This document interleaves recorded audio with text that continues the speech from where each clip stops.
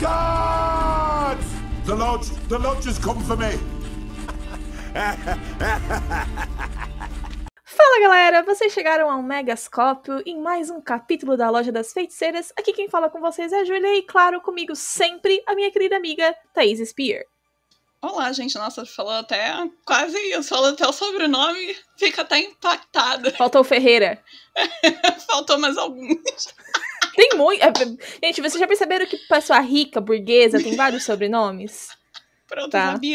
eu sabia que a pessoa ia falar isso, mas Assim, enfim. O primário vale tem um. Exposed O aqui. burguês safado tem uma lista de sobrenomes.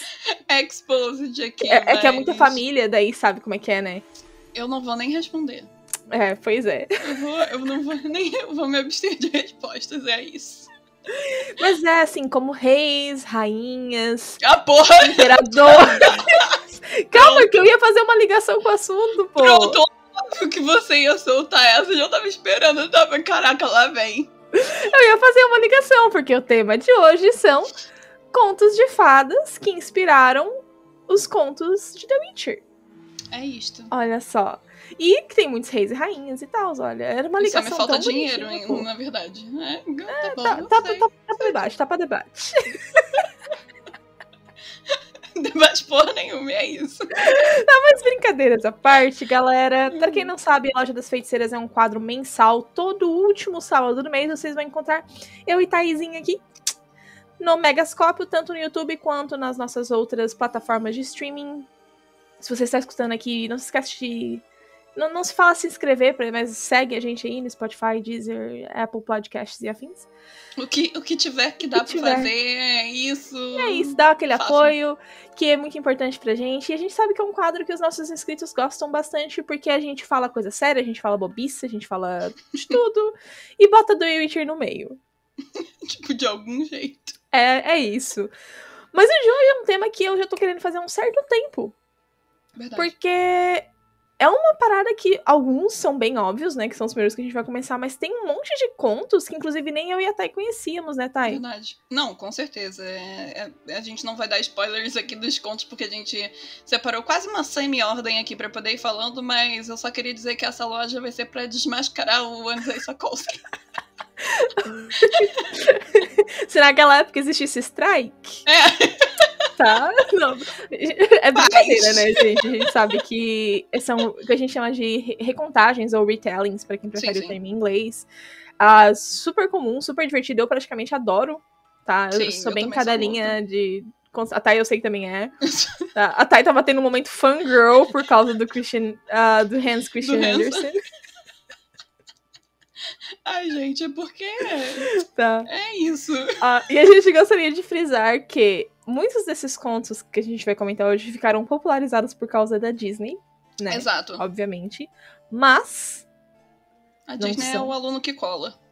A Disney foi outra, né? Que se tivesse Não, a Disney, assim, se esses contos não fossem tão antigos e não tivessem, como se diz, aqueles direitos autorais, né? Porque agora já é livre, a Disney ia tomar strike por tudo, assim, acabou. A Disney nem sai do Mickey. É isso.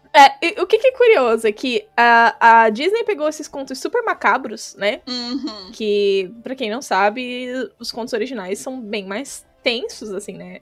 A Bela Adormecida é estuprada durante o sono. A Branca de Neve, a bruxa ela fica dançando num sapato de ferro, né? Uma coisa assim. Não, e tipo, a Branca de Neve também, a princípio, tem versões com dragões e tem versões com ladrões ao invés de anões. Então, assim, Loucura. Mais oitão. Eu sei que a Cinderela, as irmãs cortam um pedaço do pé e depois são atacadas por pássaros, tipo, que bicam os olhos dela. Umas coisas assim, ó. Não, Pequena Sereia andando, sentindo 1000 facas no pé. É uma coisa bem saudável. E a Pequena Sereia morre no final do Christian Andersen também. É uma coisa bem saudável. Assim. Ela vira bruma do mar. Ai, Hans, eu amo Hans, gente, mas assim, já Mas que eu não tenho né? mente perturbada. Prometo. E Sapkowski, ele fez um pouco meio por outro lado. Ele pegou, a Disney fez tudo finalzinho bonitinho. Pois eu vou fazer a Bela e a Fera ser uma vampira e vou empalar ela no final da história. É isso. Romance, a gente vê por aqui.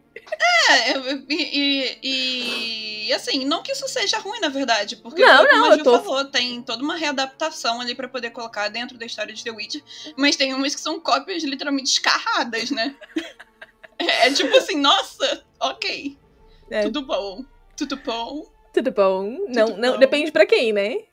Não, mas é tipo assim, se você também quiser escrever uma história dessas quais a gente tá falando aqui, sinta-se livre, porque elas não têm mais direito, né? Não. Porque elas já são obras muito antigas, de 1700 e bolinha, 1800 e bolinha, então assim, não é Sokolsky, é isso. Não. Vai ser feliz.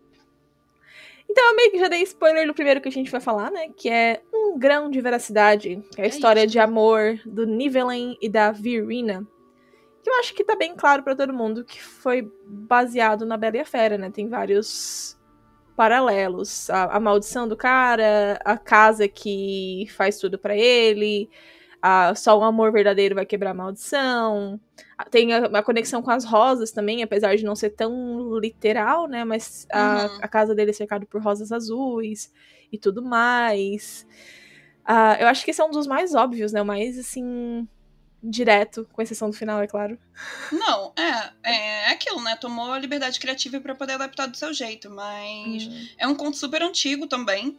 É um conto de fadas super tradicional, como a Ju mesmo já falou. Originalmente escrito por Gabrielle Suzanne Barbeau, uma francesa. Exato. E depois, em 1740, que esse primeiro foi... aliás, esse primeiro é de 1740, e depois, em 1756, foi o da Jeanne-Marie, né? Que foi o que modificou mesmo a obra. Então, assim, são essas duas versões mais conhecidas. A primeira sendo da Suzanne, de 40, e depois 56 da Jeanne-Marie. Marie, seja lá quando vocês prefiram chamar. Mas todas elas seguem esse mesmo padrão. É claro, é porque por serem histórias muito antigas e também naquela época não ter toda essa voracidade de direitos e tal, já as pessoas meio que tomavam liberdade criativa para poder readaptar certos contos, né? Mas todos seguem a mesma linha. Sim. A única diferença é que a Bella tinha algumas irmãs. Ela era basicamente humilhada por essas irmãs. E depois que dá ruim lá com o mercador, que é o pai da Bella, né? Aí tem todo o desenrolar da história tradicional que a gente conhece mesmo. Mas acho que essa é a maior diferença. Eu acho uma coisa interessante também, que na adaptação do Sokolsky em Um Grão de Veracidade, a Virina, que é a nossa Bella, ela não tem essa relação com mercadores, mas ele ainda assim referenciou isso no fato de que o Nivellen, ele ficou meio que popular entre os comerciantes da região, porque os comerciantes da região levavam as filhas deles pra lá. Pode crer. Ficavam lá por 1 ano. Passando um teste, né? Tipo um teste, assim, pra ver se rola ou não rola, se quebra ou não quebra. E no final as meninas adoravam ficar lá, porque não precisava lavar, não precisava cozinhar, não precisava fazer nada, transava o dia inteiro. E quando ia embora, não queriam nem ir embora mais. Tipo, por favor, deixa eu ficar aqui, pelo amor de Deus. Chegava chorando pra não entrar e saiu chorando pra não sair. E pra encerrar aqui, falando sobre o Grão de Veracidade, eu acho curioso que o Geralt ainda dá uma... Como posso dizer? Uma alfinetada, né? Falando que, apesar dos pesares e todos os acontecimentos, tudo ainda se resume a uma coisa. Amor verdadeiro. E é bizarro o Geralt falando um negócio desse, mas é verdade, sabe? Então, assim... O Sokolsky já deixou aí claro que a referência foi explícita pra caramba, tá aí pra quem quer ver. E, ainda falando de contos, né, de fadas, obviamente, a gente vai falar de O Mal Menor, né, que teve inspiração da Branca de Neve. E Branca de Neve... Eu acho que não é nem o conto inteiro em si, mas a personagem Henry, em particular, sim, né? Porque no final a história não tem nada a ver com Branca de Neve, mas a Henry é uma Branca de Neve xxx. E esse conto, cara, assim, não é tão antigo como o da Bela e Fera, mas eu acho curioso que esse conto da Branca de Neve, ele foi de tradição oral, ou seja, ninguém nunca pegou pra poder escrever, ninguém sabe de quem é, mas os irmãos Green chegaram, meteram a mão nesse conto, porque eles fizeram um compilado e viram e falaram assim, foda-se, isso é nosso. Aí lançaram nesse compilado aí de 1817 a 1822, né, num livro de fábulas. E a gente tem, né, algumas diferenças dessas versões que se popularizaram aí ao redor do planetinha Terra, mas é isso. Branca de Neve é uma coisa que a gente não pode bater o pé e falar que é assim ou é assado, porque ninguém sabe como é que é. É um conto de tradição oral. Ou seja, você toma a liberdade que você quiser e vai ser feliz, sabe? Que foi o que o Sakowski fez. Sim, exatamente. Tipo, que legal, existe a Branca de Neve. Putz. Vamos fazer assim, ela vai ser estuprada pelo caçador, vai se juntar com 7 anões e virar uma gangue. E assim, e o mais curioso é que muitas dessas versões alemães é que os anões são substituídos por ladrões, né? E enquanto esse diálogo com o espelho que a gente tem é substituído da pessoa falando com o sol ou com a lua. E uma outra ainda versão que é albanesa, que foi pelo Johann George, que foi em 1864, a personagem principal vive com 40 dragões. E o sono é causado por um anel. Branca de Neve, os 40 ladrões. Imagina! Os 40 dragões. Muito dinheiro tinham pra contar. Mas eu acho que essa versão do substituído por ladrões, eu acho mais a cara também da Renfrey. Não, demais. É. Outra curiosidade que a Renfrey também tem a madrasta, né? Não dá pra fazer Branca de Neve sem madrasta. A madrasta. Exatamente. Mas é curioso que... Eu não sei se foi uma percepção minha, mas que o Stregobor seria o espelho nesse caso. Porque é o Stregobor que leva as ações da madrasta de expulsar ela, de mandar o caçador atrás e tal. Né? Claro que um espelho muito mais ativo, né? Porque o espelho da história da Branca de Neve fala, ela é mais bonita que tu. O espelho dessa história fala, ela vai matar todo mundo. Tipo, não é só o diabinho no ombro, ele é o diabo por si só, né? Não sei se é muita viagem visualizar isso, assim. Eu acho uma boa, porque na verdade o papel dele é muito mais ativo do que, por exemplo, um de espelho, mas ele intermediário de qualquer forma, né? Como espelho intermediário para Branca de Neve, para tudo acontecer. Pode ser, é uma boa. Um bom ponto, gostei. Apoio. Apoio. E vocês aí, diz pra gente nos comentários, nas redes sociais, se vocês acham que é muita viagem minha essa parada do Stregobor. Dorgas. Né? Mas falando também um último conto assim que a gente considera o mais popular, né? Seria o que é adaptado no conto Um Pequeno Sacrifício, que é o conto da S. Daven. E esse também é outro conto que, a parte do Contos de Fadas, ela não é necessariamente a história principal do conto, né? Sim. Mas ela fica com um subplot, assim, no background. Que a gente vê muitas similaridades com A Pequena Sereia, do Hans Christian Andersen. Maravilhoso dono desse cast, dessa loja, entendeu? Cara, e eu acho que, assim, a gente vai falar, na verdade, de 3 versões, sendo elas a primeira do Hans e depois das outras de Sereia de Varsóvia, mas a do Hans, pra mim, é disparado a mais polêmica e mais dark, mais 18ão, né? Com certeza. Que... Vou falar rapidamente, porque se eu deixar eu fico recapitulando, vou falar até não aguentar mais. Mas basicamente a gente tem uma sereia que não é muito bonita, ou seja, não é nada, tirem a Ariel da cabeça, não é nem um pouco perto da Ariel, mas ela não é muito bonita e ela foi apelidada justamente pelo fato de não ser muito bonita como uma pequena sereia, né? E ela obviamente tinha... Gente, eu fico pasma que o Hans tinha sério problema com irmãos, né? Porque ele sempre tem irmão que é problemático, que faz inveja no outro irmão, no mais velho, no mais novo, ou seja, não é diferente nesse daqui. Ela tinha irmãs mais velhas e elas iam, né, pra superfície como presente de aniversário e sempre voltavam e a nossa pequena sereia sempre escutava e ficava com inveja.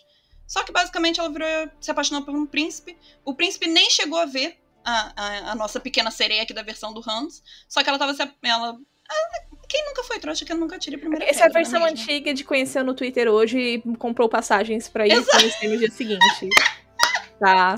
Namoro web, mas só que aqui é namoro ocean.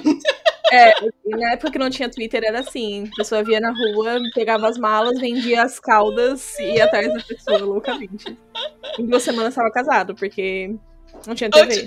Então, antes fosse, né? O problema é que, tadinha, ela é aquela pessoa que comprou passagem e a outra pessoa não vai buscar ela no aeroporto. Pior que é. Tadinha, descansa em paz.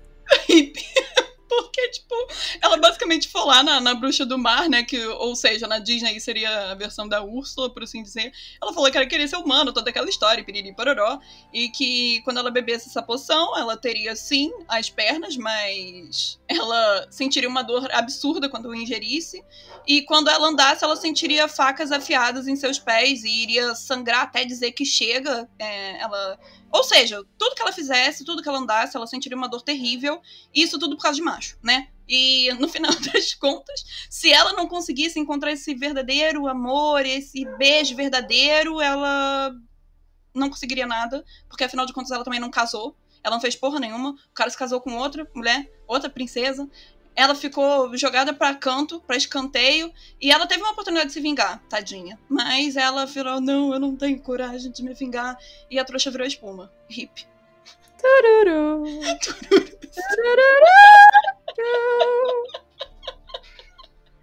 E aí a gente vê, né, que do final da história tem muito a ver com a Pequena Sereia e a paixão, da paixão dos dois, mas também a gente consegue observar um outro conto exclusivamente polonês, que é a Sereia de Varsóvia, que é a história, a lenda, que dizem que deu origem à cidade de Varsóvia, na Polônia.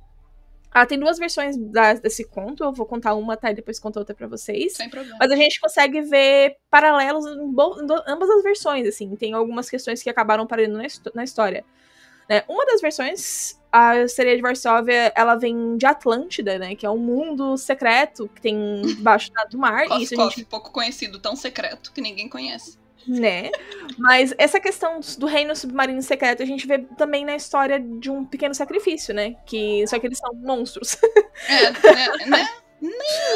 Mas isso também tem uma referência no conto da Sereia da Varsóvia, que ela vem... ela tem uma irmã também, e aí elas chegam na margem do mar, e aí tem alguns pescadores que escutam ela cantar, e aí eles raptam ela. Uhum. Só que eles acabam meio que fazendo amigos, amizades. E daquele relacionamento, eles liberam ela pro mar de volta, e aí ela jura que vai proteger Varsóvia de qualquer ataque vindo do mar. O que é o que acontece também no conto do Pequeno Sacrifício, né? Que a Shinaz, que é a sereia, ela vira humana não só pra ficar com a Gloval, mas também pra garantir que houvesse paz entre o reino marítimo e o reino da terra. O que é o que a princesa não, perdão. A sereia do conto da Sereia de Varsóvia também acaba fazendo, que eu achei... Quando eu vi, eu fiquei tipo, nossa, bacana. Sim. Realmente, tipo, olha aí as origens polonesas na história.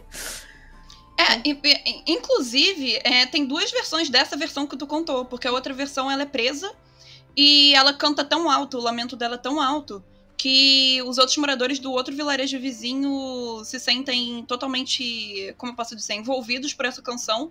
Eles invadem esse outro vilarejo onde ela tá presa, buscam ela, soltam ela de novo no mar e ela começa a prometer a esse vilarejo vizinho que foram resgatar ela, né, que ela tava presa nessa choupana, falando que vão proteger, que ela iria proteger a sua aldeia, etc, etc, e que eles nunca se esquecessem dela, e que se passassem isso por gerações, né, à frente, ela sempre garantiria liberdade pra eles.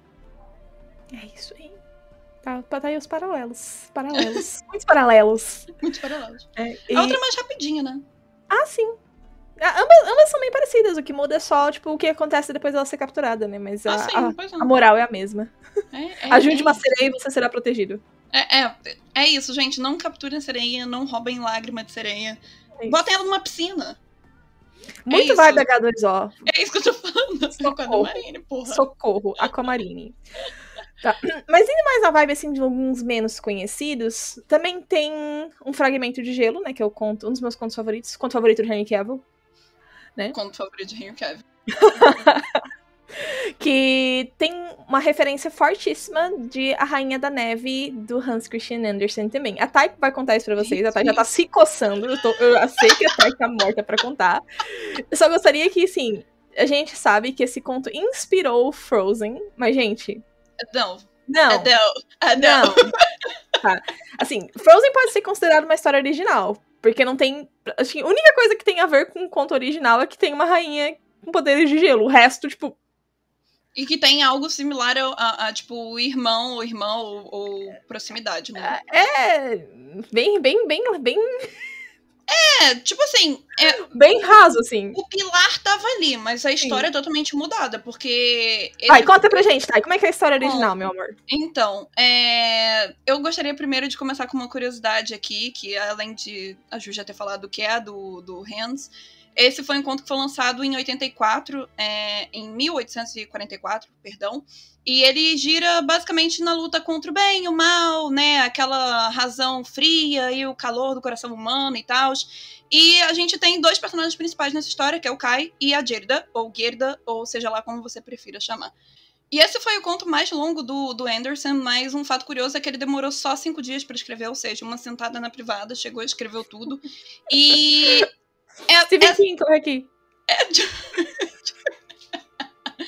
E nessa história, tipo, o que a gente tem? A gente tem os Trolls, que também aparece um Troll, né, no filme de Frozen, mas o Troll é muito malvado aqui. E ele tem, basicamente, um espelho que faz a distorção dessas imagens, né? E esse espelho se quebra e as farpas atravessam o olho e o coração do Kai, né? Que no caso seria a Anna aí, né? Por assim dizer. E a Rainha da Neve aparece, inclusive essa Rainha da Neve, a característica dela é muito similar com a de Nárnia. Com a Tilda Esse Leão Guarda-Roupa. Exato. Então, eu acho que tem mais a ver do que, inclusive, com o próprio Frozen. Mas, enfim, dando continuidade. E, basicamente, essa Rainha da Neve faz com que o Kai perca essa lembrança que ele tem da Gerda e sequestra o garoto, né? E a Gerda, desesperada com o sumiço do Kai, né? Porque eles foram criados juntos, por assim dizer. Então, a gente pode falar ao mesmo tempo que eles são irmãos de criação, mas o Hans não deixa claro se a Gerda tinha sentimentos pelo Kai ou vice-versa, etc. E a Gerda se junta com uma garota que é ladra, e depois de toda uma treta, depois de 7 histórias, né, dentro desse conto, eles conseguem retirar as farpas do coração do Kai, né, e voltam para casa. Mas eu gosto que esse conto é todo fragmentado. Risos. Mas ele é todo fragmentado. Porque ele é separado em 7 histórias. E são 7 histórias, assim, que apesar de curtas, as histórias são muito densas, sabe? A primeira que trata do espelho e dos seus fragmentos. O segundo é um rapazinho e uma menina, né, que fala da Gerda e do Kai. O Jardim da Mulher que sabia fazer feitiços, que no caso é o da Rainha da Neve. O Príncipe e a Princesa, risos, eu vou deixar pra vocês lerem, eu não vou dar spoiler. A Pequena Salteadora, que fala dessa garota ladra que ajuda a Gerda, né? E a Mulher de Lapônia e a Mulher da Finlândia, né? E por fim, o que aconteceu no Palácio da Rainha das Neves e o que se passou depois, né? Teve toda uma treta. Eu gosto, assim, de falar que o primeiro conto, né, que é o que trata do espelho e dos seus fragmentos, é o meu preferido. Porque a gente vê o desenvolvimento do feiticeiro por trás do espelho. Ou seja, o espelho não é uma coisa que apareceu ali e, o troll que fez. Não.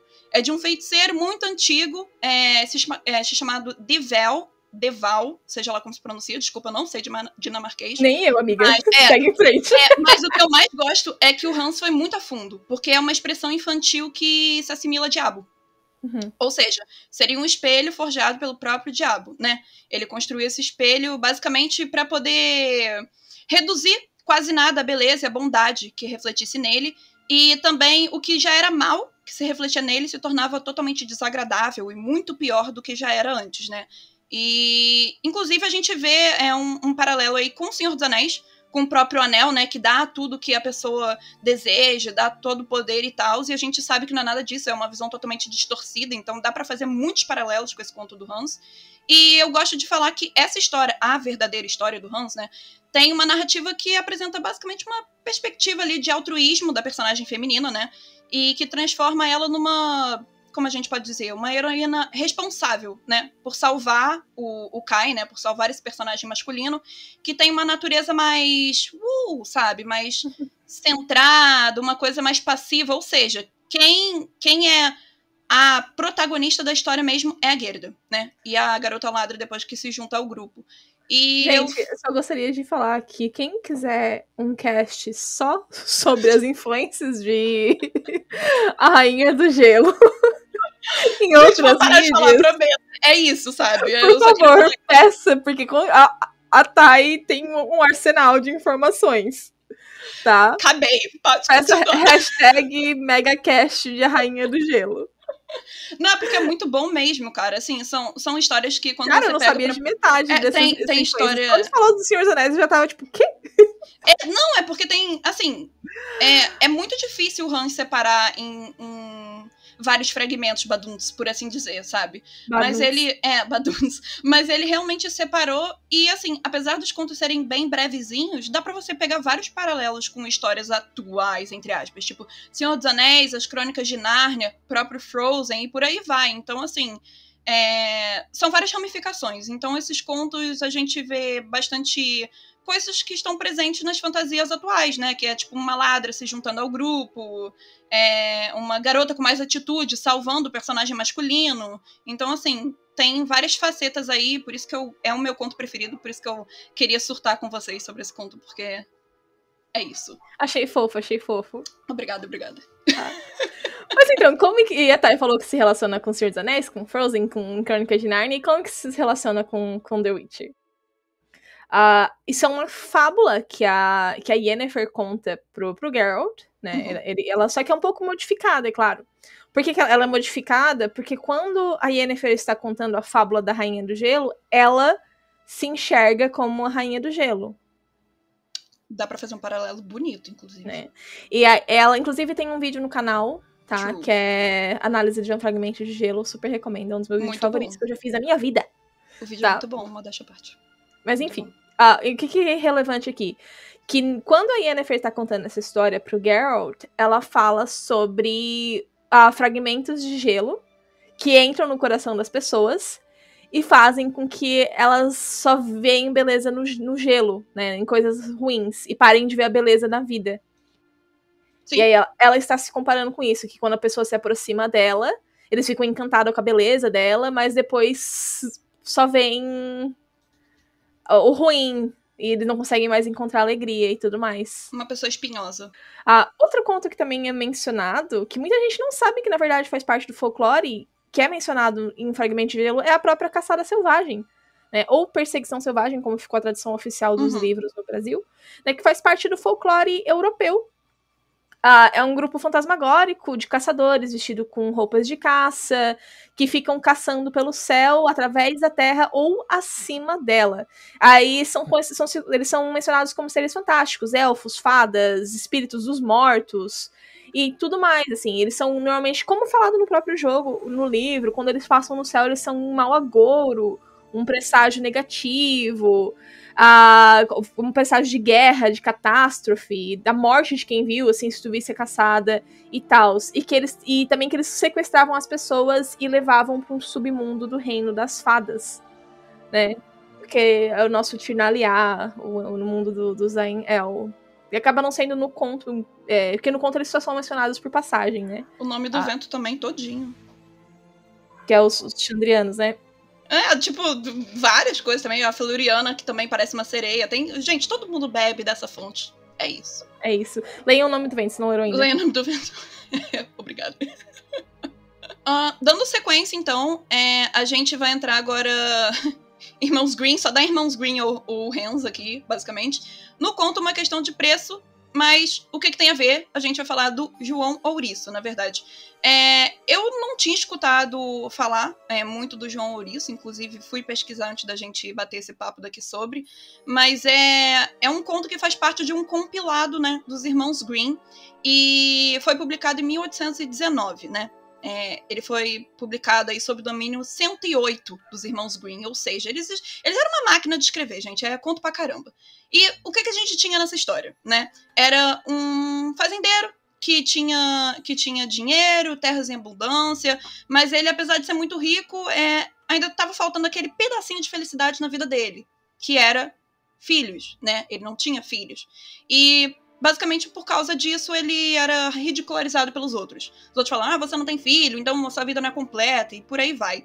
E um dia, puto da vida, ele chegou em casa e bateu os pés, virando e falando assim, eu queria ter um filho, mesmo que se pareça com uma ouriça, ou seja lá o que for.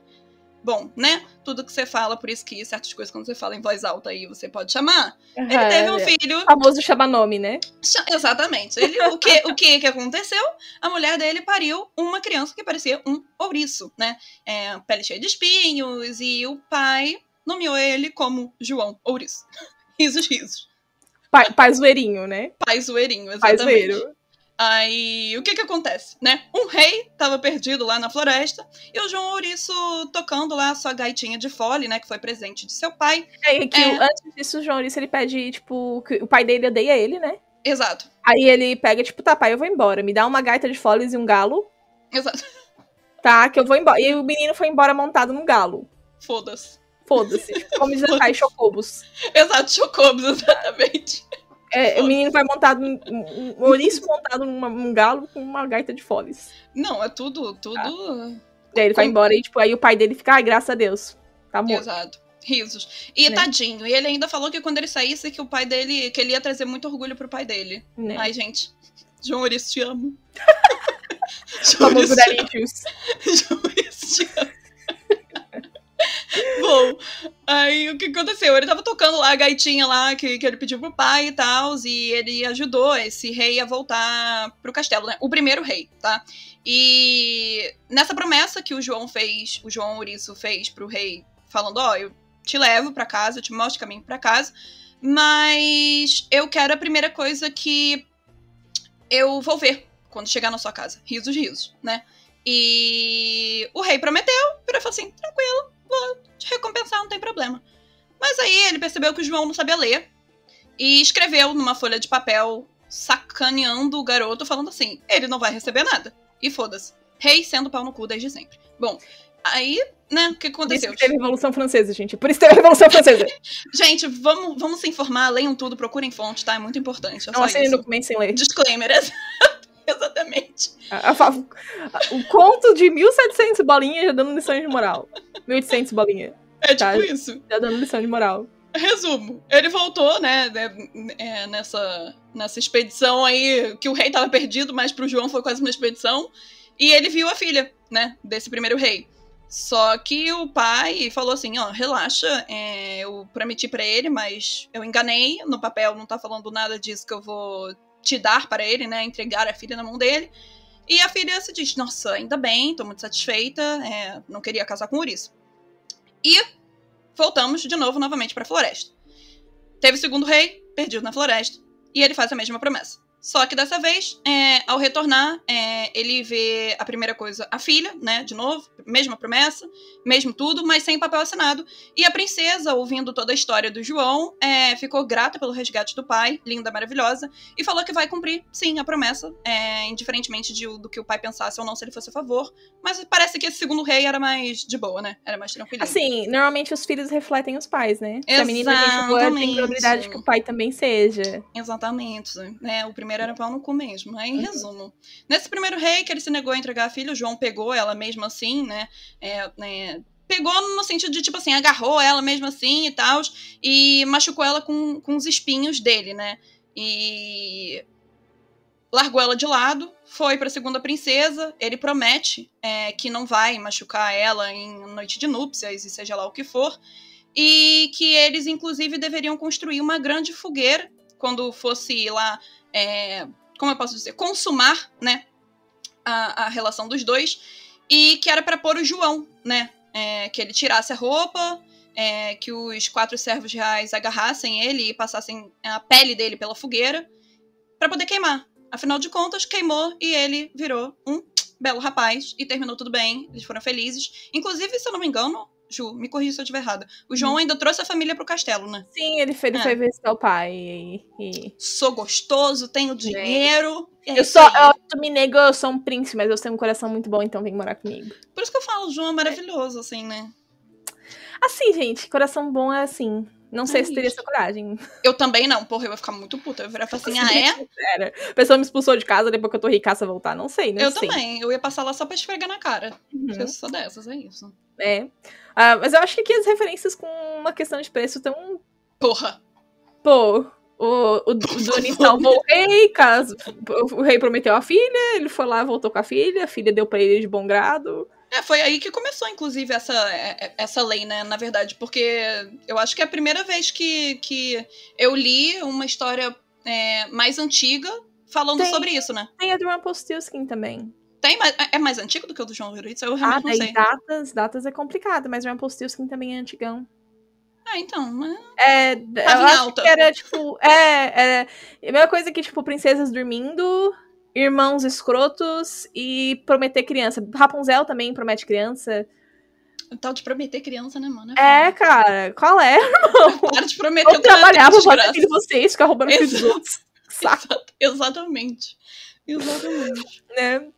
Eu acho que só de contar a história original dos Green, né? Que, como a gente falou, às vezes nem é dos Green mesmo, mas foram eles que... Pois é. compilaram. registraram, né? Que foram Uhum. reescreveram, mas Uhum.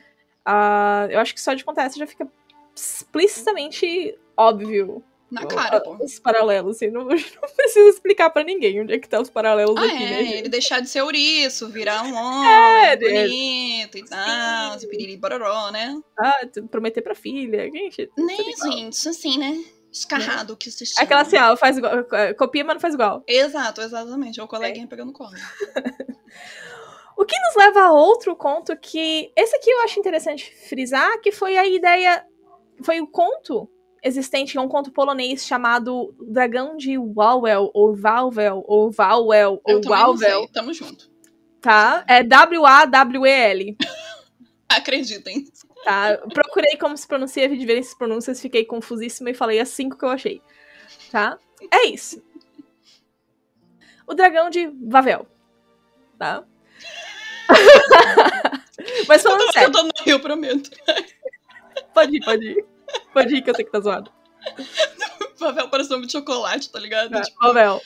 Vavel, compre Vavel. Wavel. Compre Wavel. Continuar. Tá. Mas então, gente, essa história, ela... Vocês vão começar a ver já na mesma hora. Tem um rei, que é o rei Krak, tá? De Cracóvia, tá, gente? Por favor. Exato, por favor, né, gente? Tá, o rei Krak. Ele tem uma filha e tal, e um reino muito próspero, e ele quer casar a filha, mas né, durante essa questão do noivado e tal, ele descobre que tem um dragão morando no reino dele. Ele manda todos os seus cavaleiros ir lá matar o dragão, que o dragão tá, tipo, o dragão começa a comer gente, a comer animais da galera e tal. Aí ele vai lá, mata esse dragão. Aí vai um monte de cavaleiro e ninguém consegue matar o dragão. Aí ele começa a fazer, ofereço a mão da minha filha pra quem matar esse dragão. E, Saudável. tipo assim, vieram cavaleiros e várias pessoas de vários lugares pra matar esse dragão e nada. E aí, um sapateiro pediu assim, cara, posso tentar? Aí o rei tava tipo, vai, meu filho, vai, porque... Vai morrer também, né? Fazer o quê? Aí o sapateiro foi lá, matou uma cabra, um cabrito, sei lá, um bicho desses aí, uma ovelha. Um bicho. Fica Matou. no pasto. Estufou com enxofre, botou na frente da caverna do dragão, Baduntz, tá? Foi lá, botou na frente da caverna, o dragão saiu, comeu a cabra infestada de enxofre, depois foi beber água e explodiu. Sabe o pintinho que não tinha culpa? Meu Deus. Meu Deus, Júlia Barcelos. Quem lembra dessas? Esse Meu porcentinho, tá? O pessoal é mais novo do que segue o canal, talvez não entenda essa referência. Mas os mais velhos, que fique claro. Mas enfim. Aí o dragão explodiu e ele casou com a princesa e tal. E assim. E aí os descendentes do sapateiro e da princesa viraram a população de Cracóvia. Na Polônia, tá? E por que eu digo que essa história é muito importante? Porque quando o Sakowski leu essa história, ele falou, tipo, não, cara, se existissem dragões e monstros e criaturas fantásticas, haveria uma pessoa especializada em matar eles, né? Haveria um profissional. Sim. E assim surgiu a ideia do bruxo, Wiedźmin, Witcher. É isso. É? Apesar de que esse conto, o limite do possível é escarrado, né? Aí a história... E eu achei irônico, porque foi essa ideia que ele criou, e aí no final ele faz com que os bruxos não matem o dragão, assim. Tipo assim, nossa, que ideia boa. Nossa, meu bruxo não vai matar dragão. Qual é essa calça? Meus parabéns. Nossa, Mas enfim. Como vocês viram, tem toda essa questão. A única diferença é que no conto do limite do possível, quando o sapateiro tenta fazer isso com o dragão, ele só deixa o dragão puto. Tipo, seu desgraçado, você tentou me matar, que você sabe, merdinha. Na verdade, depois ela acaba morrendo, né? Que é a mãe do filhote, descansa em paz. Mas ainda assim, tipo, não deu muito certo. E no final, teve que ir lá o Geralt pra resolver as paradas. Né? De qualquer forma. De qualquer forma, assim. Mas dá pra ver muito. A diferença também é que o rei é que ele não promete a mão pra quem matar. Ele promete riquezas, né? Porque, na verdade, o rei quer casar com outra menina de outro reino e tá dando ruim. Aí, no conto, né, de The Witcher. E aí ele tá incomodado com o dragão. E aí, depois deles não resolve nada, ele vai lá e casa com a guria igual. No final, não precisava de nada daquilo. Né? É porque eu tive a impressão que ele tava querendo aumentar meio que o status dele, sabe? Ele tava querendo Basicamente derrubar. expandir as terras. Exato. E aí queria parecer maior do que ele era, né? Porque ele queria casar com um reino maior que o dele. Ele queria, tipo, olha só, eu matei um dragão. Homens sendo homens. Eu, Paz. né? Entre aspas, eu matei um dragão. Tipo assim, só morreram umas 40 pessoas, 50 pessoas, mas tá tudo bem. Né? E a Yennefer fez um feitiço com o pé, É, verdade. Pô, aquela cena é muito foda. né? Aquela cena é muito boa. Claro. Mas, por último, mas não menos importante, nós temos uma referência ao conto... Que essa aqui foi a mais chocante pra mim pra Taya, porque todas as outras a gente conhecia de alguma forma, assim, superficial. Mas, cara, existe um conto dinamarquês chamado A Princesa no Baú, ou A Princesa no Caixão. Diferentes traduções, afinal de contas, Dinamarca, né? Tradução livre. Né? Tradução livre. Tradução livre. Que, gente, assim, bizarro. Bizarro, porque eu honestamente... Eu sempre falava, tipo, não, a gente consegue ver a Bela e a Fera aqui, a gente consegue ver Pequena Sereia lá, mas o bruxo é original, né? Né? Porra nenhuma. A Estriga foi ideia 100% original, né? Né? Era o que a gente achava até semana passada. Né? E o que vocês vão cair por terra nesse momento, escutando essa loja ou assistindo. Porque eu fiquei muito chocada, na verdade. Quando a Ju me mandou, eu virei e falei assim... Foi. Eu também fiquei chocada quando eu achei. Porque Tainá corre aqui, Thalita... Eu fiquei assim, Juliana, esse nome daqui... Thalita corre aqui. Esse nome daqui tá meio esquisito. Princesa do Caixão, Princesa do Baú. Vou contar pra vocês como é que funciona o negócio, tá? Havia um rei que ele não tinha filhos, e ele queria muito ter um filho, e ele mandou a rainha Shorrenha, tu tens um filho em 1 ano, ou partiu. Vou arranjar outro. Tchau. Exato. Aí a rainha foi atrás de uma curandeira, uma velhinha, e a velhinha falou assim, tu come o broto dessa rosa aqui, dessa flor, que tu vai ter uma menina. Só que, tem um porém, depois que tu tiver essa menina, tu tem que dar pra uma babá que eu vou te mandar, cuidar dela, e ninguém... e ninguém vai poder ver ela até o dia do aniversário dela de 14 anos. Exato. Ninguém. O que o rei foi lá? Rei sendo rei desde sempre. Rei sendo rei. História, gente. Tá, um dia antes do aniversário de 14 anos dela, o rei vai lá e aparece. Aí quando ele vai lá e aparece pra princesa, a princesa fala, eu vou morrer. Porra, muito trouxa, cara. Pô, sinceramente, não hoje. Um dia, exatamente, inferno. Aí ele fala pra mim e falou assim, eu vou morrer. Daí o rei ficou, tipo, meme do Pikachu. Chocado. Tipo... Não, mas brincadeira. Aí ela pegou assim, eu vou morrer, e tu tem que se escolher entre 3 coisas. Ou uma peste muito grande no seu reino, ou uma guerra extremamente sangrenta, ou me colocar num caixão e botar uma pessoa toda noite pra ficar fazendo vigília do meu corpo durante 1 ano. Risos. Né? Aí o rei meio que sem acreditar, né? Mas ele fala assim, dessas 3 eu prefiro a última, né? Porque peste e guerra não é fácil. Seria menos pior, né? E aí ele concorda e no outro dia realmente ela morre e ele faz o que ela pediu. Toda noite ele manda um dos seus guardas ficar fazendo a vigília dela lá. Só que esses guardas desapareciam durante a noite. Chazinho de sumiço, pois não. Né? Então chegou num ponto que tanta gente já tinha... começou a virar uma lenda urbana, né? O fantasma da princesa, tipo, tá matando os caras. O que tá acontecendo? E aí a galera... Gente, o Sacola copiou muito. Porque eu fiquei muito chocada lendo isso, mano. Aí a galera parou de aceitar e ficar de vigília da princesa. Ninguém mais queria. Até que um dia apareceu um cara chamado Christian. Tem nome, o menino. Tem nome, o menino. O Christian. E ele tava bebaço. E aí, o rei ofereceu dinheiro pra ele, né? Através dos soldados dele, né? Que ele tava uma recompensa, quem aceitasse ia ganhar uma grana e tal. E aí, o Christian bebaço aceitou e foi lá. Só que depois que o Christian ficou sóbrio, ele começou a ficar desesperado e queria fugir. Exato. Só que apareceu... né? Aí apareceu um homenzinho, eu só encontrei a versão com o homenzinho. O homenzinho não tem nome, não diz onde ele veio. Eu não sei se é anão também, se eles estavam se referindo a, tipo, algum anão que ficou. Um anão, tipo Little Man? Pode ser. Porque eu não achei versão desse conto em português, galera. Eu também não. Tá. Aí apareceu um homenzinho e falou, tipo, não, peraí. Faz assim, ó, vai lá e fica na frente do altar e segura o livro de orações lá. Tá?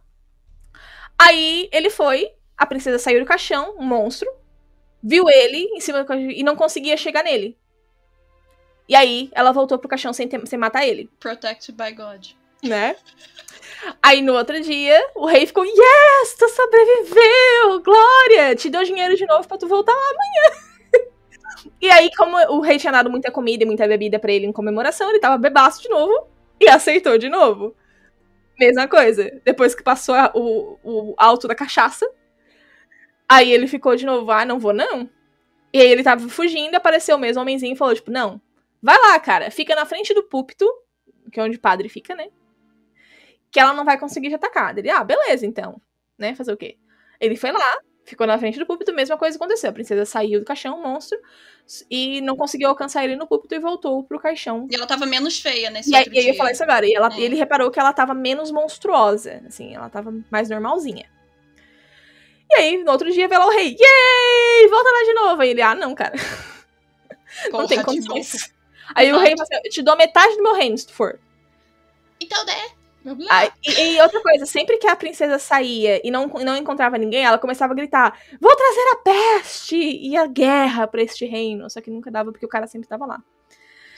Aí no último dia, o rei promete metade do reino. De novo, o cara tenta fugir. E aparece o homenzinho. Aí o homenzinho fala, dessa noite tu vai fazer diferente. Assim que ela sair do caixão dela, tu entra no caixão dela. Correndo. Tá? E fica ali até de manhã. Né?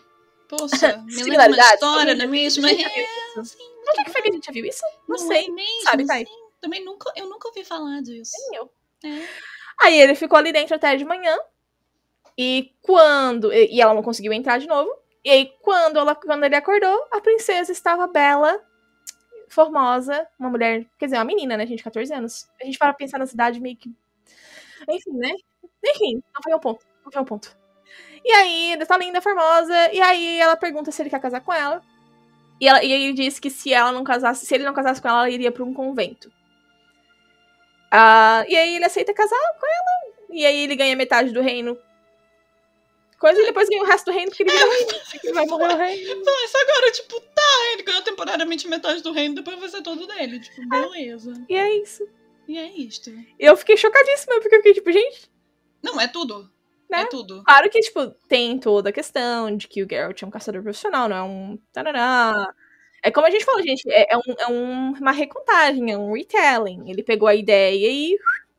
também o fato de que a princesa dessa história não é filha de incesto, né? Não, e apesar de, assim, dessa história ser bastante igual no quesito de como você derrotar uma estriga. Como é solucionado, né? Exato. Que mudou, que é parecido, assim. O resto, os detalhes da história, claramente, são... É outra história, assim. Mas o fato do rei estar oferecendo mais e mais dinheiro porque ninguém quer aceitar... né? Mas eu fiquei bem chocada, viu? Eu fiquei bem chocada, porque eu não sabia da existência real desse conto. Eu também não. Foi nosso choque. Então, O Bruxo, de Andrei Sapkowski, claramente inspirado no conto dinamarquês A Princesa no Caixão. Exato. Literalmente porque a gente não encontrou no inglês, então pra dar disponibilidade pra vocês, quem quiser ler, vai estar traduzido hoje no lançamento desse cast lá no site omegascope.com.br, o conto traduzido pra quem quiser ler com calma, revisitar e tal. É isto. Também encontramos algumas referências menores dentro dos contos, que não são necessariamente a história principal ou a ação dos personagens e tal. Né? Tem que são easter egg. Tipo um easter egg literário, assim, meio sacadinho, né? Uma delas é que a ideia desse cast, ela começou com eu e a Thay conversando sobre, vamos fazer, tipo, a gente sabe que Sapkowski adaptou muitos contos, né? Sim. E dá nossas ideias de como fazer outros contos, por exemplo. Inclusive, se vocês tiverem interesse nessa loja, a gente ainda pode gravar. Avisa aí pra gente aqui, né?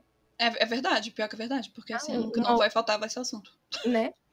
Mas um dos que eu tava procurando pra fazer é Rumpelstiltskin. Quem não conhece, além de Once Upon a Time, né, que é um personagem proeminente do conto, mas a história do Rumpelstiltskin é um duendezinho, um bichinho, né, que, na verdade, é um cara que tinha uma filha, e aí ele fala pro rei que a filha dele conseguia transformar a palha em ouro, e aí o rei fala, interessante, traz ela aqui, se ela não conseguir, a gente mata ela. Aí vai a menina desesperada, porque não consegue transformar a palha em ouro de jeito nenhum. Né? E aí aparece o Rumpelstiltskin, e fala, ó, eu transformo a palha em ouro pra ti se tu me der alguma coisa em troca. Ela dá, tipo, um anel. Segunda noite, o rei faz ela fazer a mesma coisa de novo. Aí ele chega, me dá alguma coisa. Ela dá um colar. Aí na terceira noite, a mesma coisa, só que dessa vez ele fala, ó lá, roubar a criança. Tá, ele fala assim, então eu faço pra ti. Mas aí eu vou querer teu filho quando tu virar rainha. Ai, gente, puta que... Gente, eu não entendo. Eu sério, é isso. Aí ela vira rainha, né? Porque ela transformou 500 gazilhão de palha em ouro, né? E aí quando ela tem a filha, aparece Rumpelstiltskin, tipo... E aí? Me dá o bebê aí. Passa. E só que ela fala, não, pelo amor de Deus, meu único filho, faz isso comigo. Aí ele falou, então tá, se tu aceitar o meu nome em 3 dias, eu não levo teu filho. Daí a rainha mandou todo mundo procurar milhões de nomes, e ela ficava testando José, João, Maria não, né? Porque é menino. Gender norms, não precisa. Daqui a um dia um cavaleiro dela escuta ele se gabando, ela nunca vai acertar que meu nome é Rumpelstiltskin. E aí ela acerta, né? Risos. E aí ele fica pé dos cornos. Eu, particularmente, sempre achei muito injusto essa história. Porque, tipo, não era uma questão, tipo assim, não era uma questão de maldade. O cara literalmente transformou ela em rainha, velho. Sabe? Tipo, não foi pouca merda, né? E eu acho que Sakowski teve uma sensação parecida com a minha. Porque, no Conta uma Questão de Preço, ele tem uma parte que eles estão conversando sobre as histórias de pessoas que brincaram com o destino, né? Porque a Calanche fala, não, vou deixar minha filha casar com Ouriço. E aí, uma delas mencionadas é da rainha Zivelena, que era rainha de Metina, em The Witcher, né? Que graças ao gnomo Rumpelstiltskin, né? Rumpelstiltskin. Que virou rainha por causa do gnomo Rumpelstiltskin e prometeu entregar a ele o seu primogênito. A Zivelena não cumpriu a promessa quando Rumpelstiltskin foi buscar a sua recompensa, obrigando-a a fugir com feitiços. Pouco tempo depois, tanto ela quanto a criança morreram da peste. Aí o Sakowski ainda botou no final, não se brinque impunemente com o destino. Mas errado não tá, cara. Errado não tá. E dando sequência ainda em uma questão de preço, a gente teve aí referências a Cinderela. Se me permitem, eu vou ler o trechinho.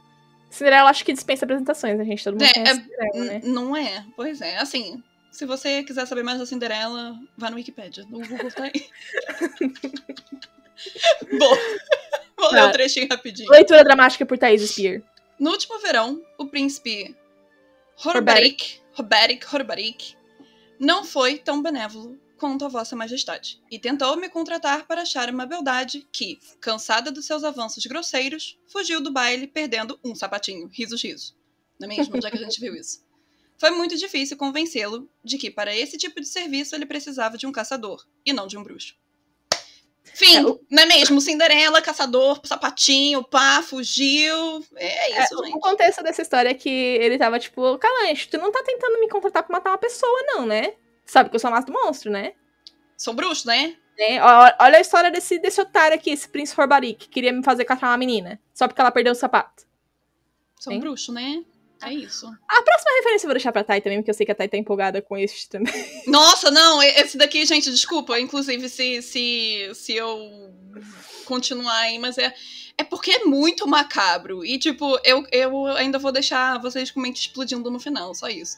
Mas a gente vê a referência aí em A Voz da Razão, né? Que é o flautista de Hamelin, ou pode chamar de Hamelin, tanto faz. O trecho basicamente diz assim: os flautistas que encantavam ratos, as pessoas disputavam seus serviços a tapas, né? Mas eles acabaram desaparecendo por causa dos venenos descobertos pelos alquimistas e da domesticação de gatos, furões e doninhas. Os bichos eram mais baratos e mais simpáticos, além de não consumirem tanta cerveja. Risos. Então, só falando do contexto aqui dessa cena, é que o Jaskier tá dizendo pro Geralt que, tipo, que eventualmente os bruxos vão ficar obsoletos. E aí ele usa o exemplo dos flautistas que encantavam ratos como exemplo. Tipo, olha só, eles encantavam rato, agora não precisa mais. Você não será mais necessário. Né? A Thay vai se empolgar, vai. Vai, Thay. Que, na verdade, assim, é uma lenda muito antiga, tá? É da cidade de Hamelin, na Alemanha. E até hoje ela faz parte desse conto de fadas da cidade. Ela tá muito imersa na cidade. E ela foi originada como parte desse folclore medieval. E, assim, ela já apareceu em várias outras histórias. Ela inspirou um verso do Guto der Hatfring, alguma coisa do tipo. Uma história dos irmãos Grimm. Não? Não, porque é o nome dele, tipo... o nome dele? Exato. Tá. É um verso do Guto de Hatfang, ou Hatfang. Ok, obrigada. Exato. É um nome totalmente esquisito. Uma outra história que também inspirou isso foi uma das histórias do irmão Green, que se chama O Flautista de Hamelin, ou Hamelin, e um dos poemas mais conhecidos do Robert Browning, que tem também o mesmo nome, O Flautista de Hamelin. Bom, mas o que isso tudo tem a ver, né? Que, apesar de que cada escritor ali tomou essa liberdade criativa, né, de dar um toquezinho na narrativa e tal, o enredo básico, né, permanece o mesmo. Ou seja, na cidade de Hamelin, tem esse contrato que a galera faz com o flautista para poder livrar a cidade da praga dos ratos, né? Ele entrava tocando flauta e os ratos seguiam ele e iam embora. Exatamente. E assim, basicamente seguindo essas notinhas aí, né, que hipnotizavam os ratos, eles metiam um pé, atravessavam a rua educadamente, piriri pororó, e iam embora para além das ruínas. Mas, eis a questão, o flautista não atraía só ratos. Só a questão da moral da ideia é que, tipo, eles contratavam, mas eles não queriam pagar o flautista depois. Exatamente. E o que acontece? Eis que surgiram boatos que não chamavam só ratos, mas como crianças. Ou seja, quando a cidade se recusou a pagar esse flautista, ele colocou em prática o plano dele de vingança, que seria atrair as crianças de Hamelin com a música dele. E, basicamente, em transe, esses meninos e meninas seguiam o flautista para fora da cidade e desapareciam. E, assim, é engraçado, porque a gente tá falando isso de, tipo, de ser como se fosse um alívio cômico, ou, tipo, uma história da carochinha, ou seja lá o que for, né? É uma lição de moral, né? Pague as pessoas que façam trabalho com você, senão ele vai roubar seus filhos. Então, só que não. Porque na cidade, a cidade de Hamelin, na Alemanha, além de ser... Assim, ter vários produtos à venda, falando sobre flautista, teatros de rua, etc, etc. Mas... tem uma lenda ali que dentro da cidade, o folclore mesmo dentro da cidade, é uma coisa muito mais além. Porque além dos pais usarem o Hamelin como uma espécie de bicho-papão, né? Tipo, não vai muito longe, senão você vai escutar uma música e vai pra longe, etc, etc. Eis que o flautista, além de ter essa analogia de ser um bicho-papão, pode ter sido uma história real, na verdade. Porque o que acontece? A sugestão que o flautista é muito mais do que um conto de fadas é que os irmãos Green e o Browning, além de terem transformado essa lenda como se fosse numa arte, né, por a gente consumir, ler livro, etc., a história foi baseada em um incidente histórico que realmente aconteceu na cidade de Hamelin. E tem provas disso. Na própria Hamelin tem várias paredes grafadas com essa história. Eu vou ler um trecho aqui pra vocês. Tem uma placa numa fachada de pedra chamada Na Casa do Flautista, que é uma residência privada no estilo Entschmel, datada de 1602.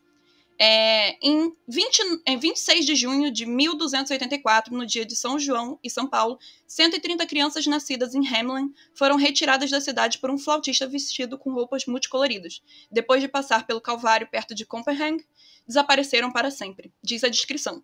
E também tem uma outra anotação nos registros da mesma cidade de Hamelin, datada agora em 1384, que lamenta a morte que já se passaram 100 anos desde que as nossas crianças partiram. E também tem um vitral da igreja de São Nicolau da mesma cidade, que foi construída no século XVII, que foi descrito em relatos anteriores que basicamente ilustrava uma figura de um flautista com várias crianças fantasmagóricas de branco, né, andando por aí. E desde então, esse mestre da sedução, por assim dizer, vem sendo estudado por vários historiadores, inclusive recomendo muito um artigo excelente da BBC falando sobre ele, porque vários historiadores atualmente estão estudando sobre ele, porque ele pode ter sido ou uma figura que fazia parte de uma seita, que chamava as crianças para além da floresta para poder fazer uma seita, ou ele fazia parte de, como eu posso dizer, de recrutamento para levar as crianças para certas cruzadas, tipo cruzada infantil. Bizarro, né? É pesado. Só deixando claro que a gente não tá falando que historicamente a flauta era mágica, né? Mas. É criança, né? Daquela época, mais bobinha. Sim, não tem TV, não tem nada. Passa o menino tocando uma flauta legal na rua. Pô, é da hora. E com uma roupa colorida, e o cara parecia ser amigável, entendeu? É o equivalente do Nome da Wanda hoje em dia. Exato, tipo assim, é isso, sabe? Agora, se a gente sabe se ele existiu ou não, mas o que mais tá intrigando aí esses historiadores é que são datas que batem, né? E que tem referências, né? Grafadas, inclusive grafadas, anotadas e por aí vai. Ou seja, pode ter sido maníaco. Sim. Talvez até a quantidade de criança não seja tão grande originalmente, mas que a gente sabe que quando vai se passando boca a boca, as coisas aumentam, né? Exatamente. Mas Exatamente. assim, Contanto que o de 84 não falou que, tipo, 100 anos se passaram desde que as nossas crianças partiram. Ele não falou que foram 130, 100, etc. Mas podem ter sido algumas, né? Sim. É isto. E, por fim, assim, uma referência um pouco menor, tem no Conto a Espada do Destino. Inclusive, esse trecho já está no nosso canal, na nossa série de audionovelas polonesas, que é o Geralt Topperson. contando a fábula do gato e da raposa pra Ciri. Ele conta mesmo como a fábula é. Pra quem não conhece, é uma fábula bem simplesinha, assim, que o gato e a raposa estão brigando, a raposa se gaba, Uhum. tem várias habilidades, o gato fala, eu sei subir em árvore. Aí a raposa fica, otário, não sabe fazer nada. Aí chegam os cães, os caçadores, a raposa morre, o gato sobe em cima da árvore e sobrevive. Essa é essa historinha. Mas aí tem o Geralt contando essa historinha, eu achei interessante de comentar também, que é bonitinho, assim. Claro. Só que a parte mais engraçada é que a Ciri e a Brian também, que tá escutando junto, a Ciri e a Brian ficam, não! Chocada. Pelo amor de Deus. E é legal também, né? Pai A e falta filha. que faz uma TV. Sim, muito bonitinha, assim, a história. Uma graça, assim. E é isto. E, por último, a nossa última referência, não uma referência direta, né, mas clara inspiração, né, Thay? Então, a gente tem referências aí a múltiplos contos árabes, né, como, por exemplo, o próprio Gênio da Lâmpada. A trama aí da Mil e Uma Noites, né, pra quem não sabe, tem musiquinha de Mil e Uma Noites, tem o próprio Aladdin aí, tem várias... O Aladdin faz parte do Mil e Uma Noites, né? Então, é como se fosse uma coletânea, né, na verdade. Então, e, cara... Não tem nada da história em si, só o gênio, né? De certa forma. Exato, o Jin, né, por assim Jin. dizer também. Então, assim... Ele colocou tudo dentro de liquidificador, bateu e saiu da Witcher, sabe? Sim. A gente não encontrou nenhuma referência direta ao Fogo Eterno, os Confins do Mundo e em algo mais. Aparentemente não tem. O Fogo Eterno eu sempre considerei como uma referência a Senhor dos Anéis. Por causa do que tem o Ananico, que o Ananico é um hobbit, né? Mas eu não sei se é direto. Os Confins do Mundo e algo mais eu realmente não encontrei, mas pode ser que às vezes é algo obscuro, como o da princesa no caixão. Né? Pode ser algo assim, algum conto polonês obscuro que a gente não conhece foi inspirado naquilo e a gente não sabe, né? Porque pra isso a gente teve que pesquisar, né? Essa foi uma loja que a gente não podia também lançar o freestyle, porque, como vocês viram aqui, é uma loja bem densa no quesito conteúdo. Ou seja, vamos continuar catando, porque... Então, se vocês souberem, se vocês acharem alguma coisa aí, manda pra gente no Instagram, no Twitter, que a gente faz um vídeo sobre, faz uma matéria no site depois, porque a gente realmente não encontrou, mas não é porque a gente não encontrou que...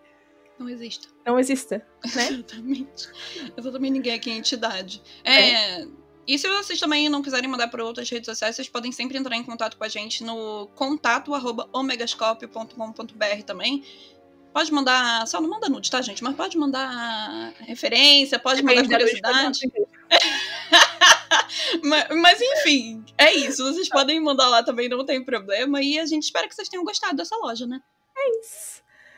É isto. Muito obrigada, galera. Espero que vocês... Até já falou, espero que vocês tenham gostado, mas deixa o like aí se você está no YouTube. Se inscreve no canal, se não é inscrito ainda. Clica no sininho para receber notificações. Siga nossas outras redes sociais, acompanhe o site. A gente tá cheio de conteúdo para vocês todos os dias. Por favor. Ok? Por favor. E é assim que nós encerramos este capítulo da Loja das Feiticeiras. Beijo, meu povo. Até mais. Até a próxima. Tchau. Mega beijo. Tchau.